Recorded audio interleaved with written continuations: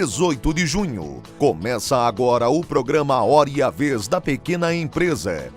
Confira o economista Roberto Luiz Troster comentando sobre crédito para micro e pequenas empresas.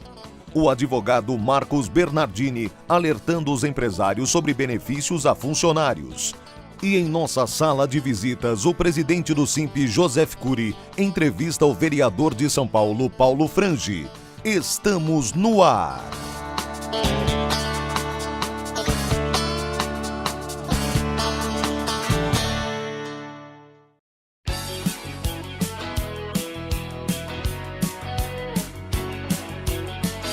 Nesta semana comemoramos algumas datas, como o Dia do Doador de Sangue, Dia do Químico e o Dia da Imigração Japonesa. Parabéns!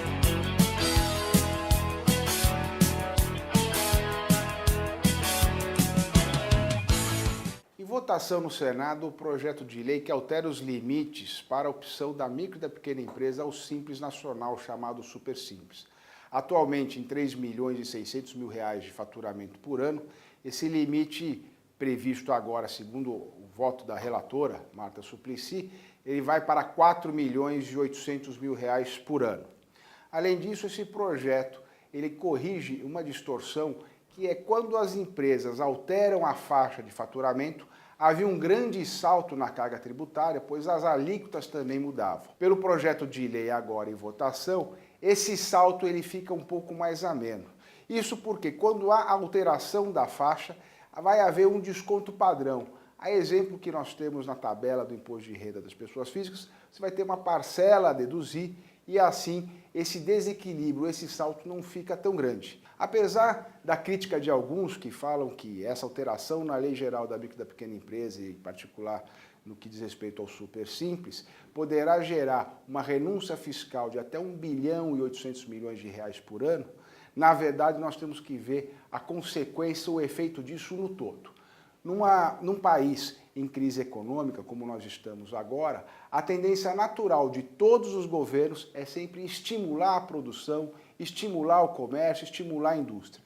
E isso se faz também com alguma redução de carga tributária. Vale lembrar que o Brasil é o país que tem a maior carga tributária do mundo e com as punições mais severas em matéria fiscal também. Portanto, tentar corrigir essas distorções de maneira a estimular a produção, estimular o comércio, o serviço e as indústrias, simplesmente fará com que o governo, pelo menos, mantenha o seu nível de arrecadação, mantenha o nível de emprego. Falar em renúncia fiscal e que isso geraria prejuízo é esquecer o grande número de empresas que vem fechando todos os anos, principalmente micro e pequenas empresas, e que em 2016 já é mais do que o dobro do número de empresas encerradas e inativas em 2014. Portanto, essas adequações na Lei Geral da Micro e da Pequena Empresa em relação ao Simples Nacional permitirá a manutenção das empresas, a manutenção da formalidade, o adimplemento das suas obrigações fiscais e tributárias e a manutenção do emprego. Devemos ter uma visão macro de todas as consequências e efeitos da atividade da micro e da pequena empresa e da manutenção e geração de empregos. Com isso, não haverá renúncia. Haverá a manutenção e incentivo à atividade produtiva.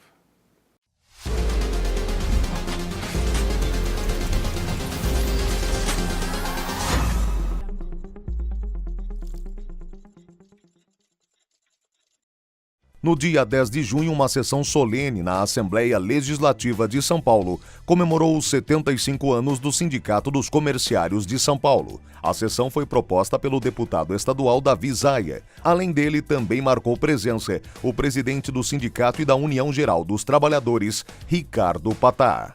Então, uma homenagem que foi feita, merecida, com certeza, mas foi muito, para mim, foi muito acima do que das expectativas. Músicas maravilhosas, muita gente, falas que vêm ao encontro do reconhecimento da importância desse sindicato.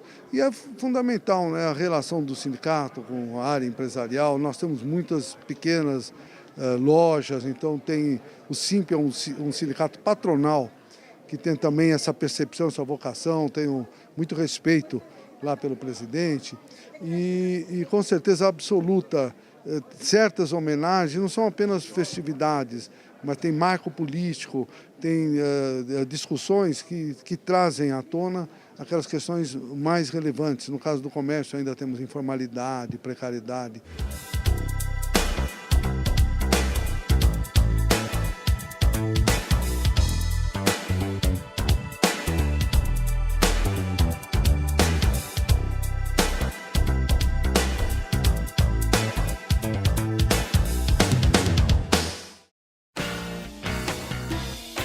Momento Olímpico.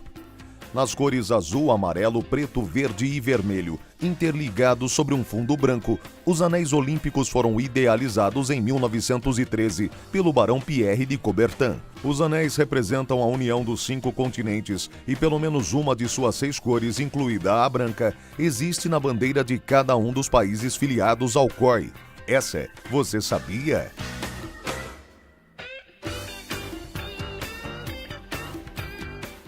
O Brasil como um todo, e pequenas e médias empresas ainda mais, estão ansiosos pelas perspectivas do novo governo. Uma equipe nova foi colocada, com alguns nomes que estão entre os melhores do país no seu setor, como o William, o Mansueto, a Silvia, o Pedro Parente, o Paulo Rabelo de Castro, num cenário favorável à mudança, com um processo de recomposição de estoques, a inflação arrefecendo, apesar dessa pequena alta transitória, o balanço de pagamentos equilibrado e condições externas favoráveis. O foco da atuação na questão do crédito, que é uma variável-chave para a recuperação da indústria, foi na taxa de juros básica, na taxa Selic e no regime de metas. É uma variável importante, sem dúvidas. Todavia, para a pequena e média empresa, o custo do crédito é muito mais importante. Na média, o custo das pequenas e médias empresas do crédito está acima de 100% ao ano, o que é um absurdo. Não há maneira de carregar estoques com uma depressão que o país está vivendo com essas taxas de juros. E não está tendo atenção nenhuma das autoridades econômicas. É uma situação crítica. 53% das empresas dos CNPJs no Brasil têm anotações do Serasa. Não é por falha de administração financeira dessas empresas, mas sim por uma dinâmica de crédito obsoleta, de curto prazo, que tem que ser mudado se o país tem ambições de crescer. Esse é um problema que o governo tem que enfrentar e quanto antes enfrentar, mais rápida vai ser a solução. Para tanto, mudanças institucionais, nos compulsórios, na tributação do setor, com destaque especial para a adoção do IVAF, são importantes. Feito isso, o crédito pode cair. Só ilustrando o potencial de queda no Chile, em que as margens de rentabilidade dos bancos são semelhantes com as do Brasil, a taxa de juros média lá é 1/5 da taxa de juros brasileira.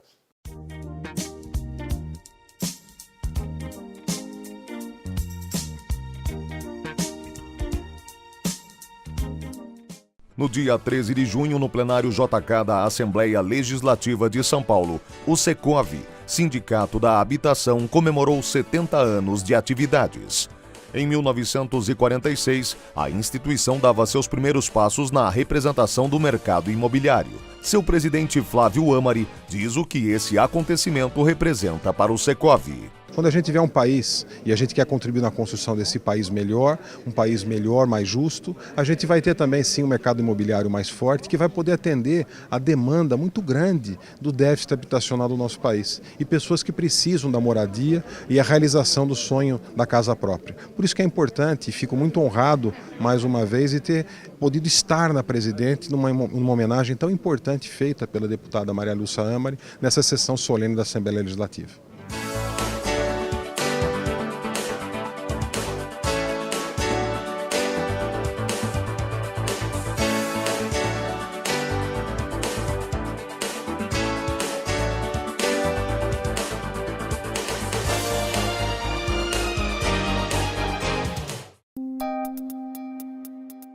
Entrevista da semana.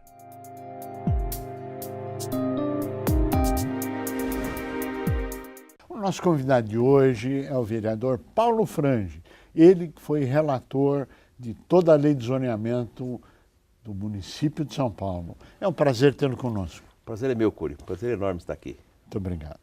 O senhor administrou conflitos na lei de zoneamento. Quantos conflitos foram administrados? Pois é, Cury. A lei de zoneamento, que vem logo depois do plano diretor, ela tem conflitos em cada uma das quadras. São Paulo tem 90 mil quarteirões. Então, é um conflito atrás do outro. E dentro da quadra vai até dentro do lote. Mas dentro do processo da relatoria, 724 conflitos nós tivemos que tratar pessoalmente. E quantos foram solucionados? Olha, por volta de 2% não foi possível resolver, porque é quase impossível resolver tudo. 98% foi resolvido? Sim, total ou parcialmente, de uma forma participativa. A sociedade participou como nunca dessa vez e de uma forma muito organizada. Agora, a sua modéstia te impede de falar algumas coisas que eu tenho que lhe provocar. De quantas reuniões o senhor participou? Bom, foi realizada 48 audiências públicas ao longo desse processo na Câmara. Foram 9 meses e essa participação trouxe mais de 8 mil pessoas, com cerca de 5.400 sugestões e propostas, somando com o período anterior, em que isso foi feito junto com o Executivo e nós participamos, foram 16 mil pessoas com 13 mil contribuições. Nada aconteceu na história de São Paulo desde a primeira lei elaborada aqui. Essa é uma lei que tem a maior participação popular que nós tivemos na história de São Paulo. Precisou ter um médico, um relator, para poder escutar todo mundo? Foi isso? Eu acho que o que facilitou muito, até para entender melhor isso, é talvez a formação como médico nos permite aprender rapidamente, desde o início da nossa vida como profissional, ouvir muito, prestar muita atenção, tentar fazer diagnóstico e encontrar uma solução. Diagnóstico com tratamento. Agora, na verdade, quais foram os pontos mais importantes? Claro, todos são importantes, mas os mais importantes, considerando que nós só temos 13 minutos e meio. O mais complexo, 34% de tudo que chegou era um conflito entre a zona estritamente residencial e as zonas corredores, que são as avenidas que cruzam ou passam ao lado de zonas residenciais. Esse conflito ele trouxe uma grande preocupação por causa da incomodidade. São verdadeiros santuários que nós temos. A cidade tem mais de 60 residenciais, 4 deles tombados, com beleza singular urbanística, e temos que tratar isso com um carinho muito grande. Em 72, quando nós tivemos a primeira lei de zonamento da cidade, já dizia o prefeito Figueiredo Ferraz naquela época que a cidade de São Paulo tinha como organização do solo aquilo que as companhias loteadoras conseguiram até aquele momento. Ou seja, na verdade, a companhia City, por exemplo, foi a grande responsável pela organização do nosso solo, como Jardins, Pacaembu, City Lapa. Toda essa organização belíssima do nosso solo foram feitas pelas companhias loteadoras. Só agora é quem tem a oportunidade de fazer uma lei dessa e tratar cada um dos pontos. Agora, um dos pontos que se facilitou foi a vida empresarial. Sim. A lei de zonamento, ela é a lei do parcelamento, do uso e da ocupação do solo.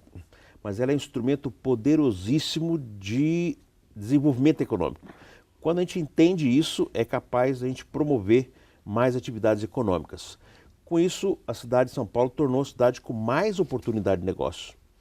Tanto para micro e pequena empresa, aquela que está presente na cidade inteira, e aqui não há restrição, ela ficou livre para operar em qualquer uma das áreas da cidade, como nós ampliamos muito a oportunidade de negócios dessas atividades. Por exemplo, nessas zonas corredores, são 8 milhões de metros quadrados da cidade que passou a ter a possibilidade de ter uma atividade comercial de baixo impacto, não incômoda, passível de conviver com o ambiente residencial com baixo ruído. Mas nas zonas de eixo, onde nós temos mobilidade urbana com trem, metrô e terminais de ônibus, com corredores de ônibus, vai se permitir adensar verticalmente, sem limite de gabarito, construído 4 vezes o tamanho do terreno. Serão prédios grandes, mas todos com fachada ativa, ou seja, com lojas abertas para a rua, para que a gente possa ter mais atividade econômica, mais iluminação, mais segurança. Portanto, a cidade cresceu bastante nesse sentido de atividades de serviços e também de negócios. Do lado da indústria e do desenvolvimento econômico, nós demarcamos as áreas industriais junto às grandes rodovias e aos grandes sistemas viários do município. E a cidade de São Paulo passou a ter os polos de desenvolvimento econômico, zonas de desenvolvimento econômico, onde nós temos indústrias de alta tecnologia. Uma das mais bonitas da cidade vai ficar exatamente ao lado da USP, no Jaguaré, onde nós vamos ter o polo de desenvolvimento econômico. De um lado, nós temos a formação, a capacitação, a qualificação dessas pessoas que vão se formando, e de cá nós temos a possibilidade de agregar tecnologia avançada nessas empresas. Que é importantíssimo. Mas um aspecto que foi ressaltado nessa nova legislação, me parece que no passado muitas empresas não conseguiam estar regulares porque o imóvel não estava regular. Isto mudou com essa legislação. Mudou. Essa informação é correta? É correta, Cury. Havia uma injustiça na lei de 2004, ficou uma incoerência quando nós temos uma atividade econômica instalada de uma pequena empresa, de uma microempresa, e o imóvel tinha uma irregularidade, por exemplo, um puxadinho, uma churrasqueira a mais, ou uma garagem a mais, e aí nós não tínhamos o alvará. A pessoa ficava irregular, à mercê de uma fiscalização que nem sempre fazia um bom papel. E aí, nesse processo aqui, nós conseguimos dissociar, separar o que é atividade e o que é regularização da edificação. Portanto, uma atividade, vamos dar um exemplo, uma farmácia, ela pode estar num ambiente onde o zoneamento permite que ela esteja, mas aquele prédio pode ter construído 20 metros a mais, 30 metros a mais. Portanto, o prédio não está regular, mas a atividade está onde é permitida, portanto ele pode ter o alvará.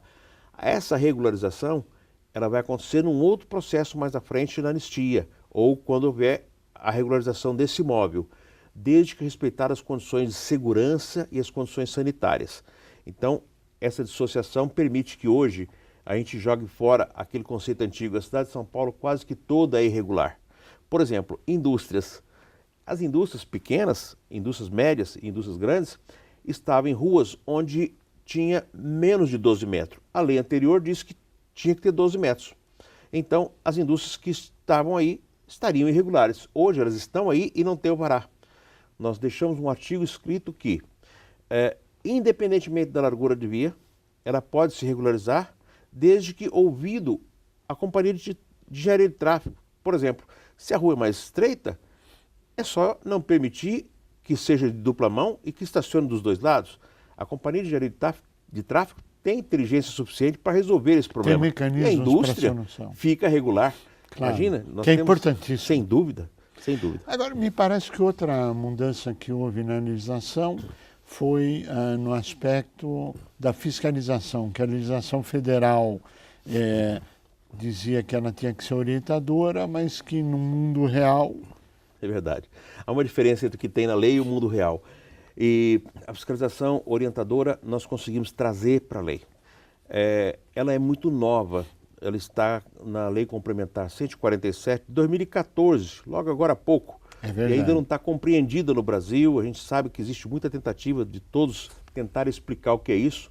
E lá está muito claro que para fiscalização de trabalho, fiscalização sanitária, fiscalização ambiental e fiscalização do uso e ocupação do solo, as micro e pequenas empresas têm o direito de receberem 2 fiscalizações orientadoras, ou seja, instruir para não punir. Nós temos que orientar e não ficar buscando autuar ou fechar empresas. Claro. E nós trouxemos para a lei dizendo que o município teria um prazo de 180 dias de prazo para regulamentar no município de São Paulo a fiscalização orientadora para micro e pequenas empresas de acordo com a legislação federal. Se amanhã tiver outra sugestão a mais, ela vai automaticamente ser incorporada. Com isso, São Paulo passa a ser o primeiro município do Brasil a ter na sua lei de zoneamento uma regra para que a gente possa acompanhar a legislação federal e dar continuidade a essa beleza que foi criada para tratar bem aqueles que hoje representam uma grande parte da riqueza desse país, que são as micro e pequenas empresas. Que é de fundamental importância, né? Sem um dúvida. amortecedor social, né? Altíssima empregabilidade e nós precisaríamos muito de dar essa resposta para essa E sociedade. o mercado interno, né? Micro e pequena. Bom, um outro aspecto que foi tratado na legislação é também a simplificação no procedimento de abertura de empresas, não é isso? É isso. E nesse momento nós estamos com uma consulta pública. Foi feita uma consulta pública, tem 30 dias de prazo, ainda vamos entrar aí para o próximo mês, ouvindo o que a população tem a dizer dessa situação. Ou seja, todas as atividades que foram classificadas como de baixo risco, aquelas que estão dentro de ocupação de 500 metros ou com área construída de até 1.500 metros, e elas estão elencadas nessa consulta pública, para que a gente possa ter a oportunidade de agilizar o processo de abertura de uma empresa, para que São Paulo possa ficar dentro dos 5 dias da abertura de empresa na cidade, promovendo mais facilidade para a abertura de novos negócios. Eu acho que os pontos mais importantes foram esses salientados ou existe algum outro que você gostaria de colocar? Existe mais. São Paulo tem terminais de metrô, trem e ônibus. Sim. E são grandes vazios, escuros. Sim. Nós colocamos na lei que fica permitido, sobre esses terminais, construir verticalmente, para que a gente possa ocupar esse espaço com a mobilidade urbana embaixo. Que é fundamental. Como acontece em Singapura, em Tóquio, em Nova York. Todos os países envolvidos assim. E imediatamente após aprovar a lei, o governador Geraldo Alckmin já encaminhou uma parceria público-privada permitindo construir sob a estação Brás, metrô e Bresser 7.200 habitações de interesse social que vão ser construídas em cima dos terminais dessa mobilidade urbana com metrô e trem bem próximo. Nas áreas que nós temos esse tipo de terminal, mas nós não temos o emprego, é diferente do Brás, nós vamos poder colocar atividade que gera emprego ali. Que coisa boa. Isso vai ser uma maravilha. E uma outra situação que ficou muito clara é que nós conseguimos colocar na lei a regra para que a gente possa retirar da cidade de São Paulo, da Vila Leopoldina, mas ficando dentro do município de São Paulo, o CEAGESP, permitindo que o CEAGESP saia daqui, mas que fique dentro do município, dando incentivo para que possa aquele terreno ser destinado à iniciativa privada, porque ele é do Ministério da Agricultura, e aí nós vamos tirar cerca de 40 mil caminhões por dia da cidade de São Paulo. Vamos ter um CEAGESP com outra qualidade, com outra característica. O segundo maior entreposto do mundo, com certeza, num prazo de 5, 6 anos, nós podemos ter o mais importante entreposto do planeta aqui e junto às grandes rodovias e o Rodoanel. Não há necessidade de entrar tudo isso na cidade de São Paulo. E aquela área da Vila Leopoldina, com certeza, será uma mini e moderna cidade. Nós chegamos ao final do nosso tempo, eu pediria as suas considerações finais. Bom, para quem está nos assistindo, em cada cidade do Brasil é obrigatório ter o plano diretor e é obrigatório a lei do zoneamento. Para isso é importante que as câmaras municipais se mobilizem, a sociedade tem que participar. O que nós vimos aqui foi um exemplo para a sociedade. Mais de 80% do final dessa lei tão grande e tão complexa é contribuição da sociedade. É por isso que a gente chama de processo participativo. A beleza do processo legislativo é bonito quando tem participação da sociedade. Paulo Frange, nós queremos agradecer muito a sua participação. Acho que alguém que consegue resolver 98% dos conflitos realmente merece uns parabéns, muito sucesso, parabéns, e que essa caminhada seja laureada de flores como foi até agora. A você que esteve conosco, o nosso mais profundo agradecimento, com a certeza que estaremos juntos na semana que vem. Até lá!